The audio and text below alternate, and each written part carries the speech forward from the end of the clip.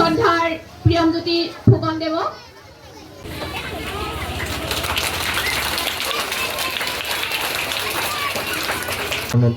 আমি আজি পৰ্যন্ত আমি এই উৎসৱটি পালন কৰোঁ আৰু শিক্ষক শব্দটো বহুত বিশাল, তোমালোকক আকৌ দুনাই কৰাৰ প্ৰয়োজন নাই।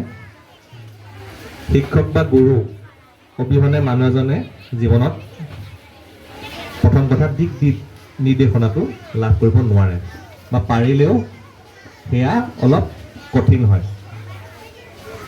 হোমেন বৰগোহাঁয়ে কৈছিল, তেখেতে বিভিন্ন কিতাপত কৈছে তেওঁ আজীৱন এজন গুৰুৰ সন্ধানত থাকিল। সেই কথাটো অৰ্থটো বহুত বিশাল। মানুহে সদায় এজন গুৰু বা যাক অন্তঃকৰণে বিচাৰে তাৰ সন্ধানত ব্ৰতী হৈয়ে থাকে আৰু আমি সময়ে সময়ে লগ পাই থাকোঁ। কেতিয়াবা এটা ক্ষুদ্ৰ বাক্যও এজন মানুহৰ এনেকুৱা সঞ্চাৰ কৰি দিব পাৰে যে জীৱনত আমি বহুদূৰ যোৱাৰ সাহসটো লাভ কৰোঁ।